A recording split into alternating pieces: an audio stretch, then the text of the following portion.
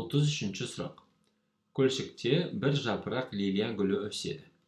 Күнде кешке жапырақ саны 2 еселенеді. Егер 100 күннен соң көлшектің беті лилиямен толық жабылатын болса, нешінші күні көлдің беті тек жартылай жабылады?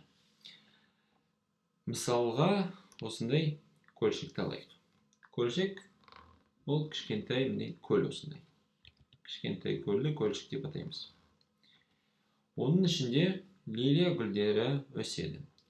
Мен бұлай оны көк түспен көрсетейін, түсінікті болу үшін. Міне осылай лилия гүлдері өседі.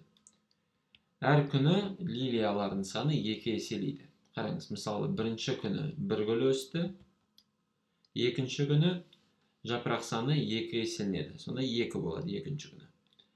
Үшінші күні 4 болады, өйткені 2 болды, 2 еселеді, 4 болып қалады. Төртінші күні тағы 2 еселейді, сонда шығады 8 гүл. Және осылай жалғаса береді. 100 күннен кейін осы көлшіктің барлығы лилия гүлдерімен жабылады.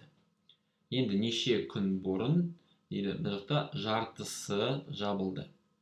Қараңыз, әр келесі күн алдыңғы күнге қарағанда 2 есе артық лилия жапырақтары болса, осы көлшікте.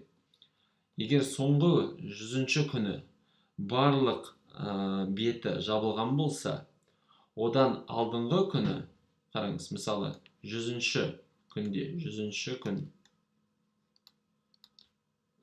толығымен жабылды, толығымен жабылды.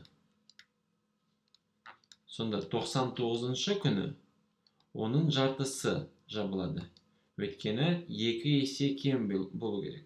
99-ші күн бізде жартысы болады. 98-ші күні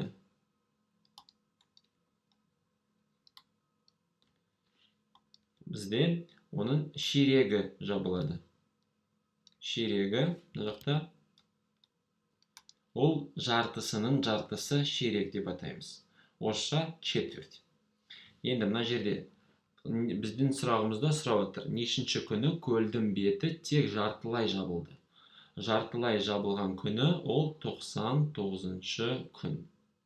Сонда жауаптардың ішінен С жауабы 99-ші күн дұрыс.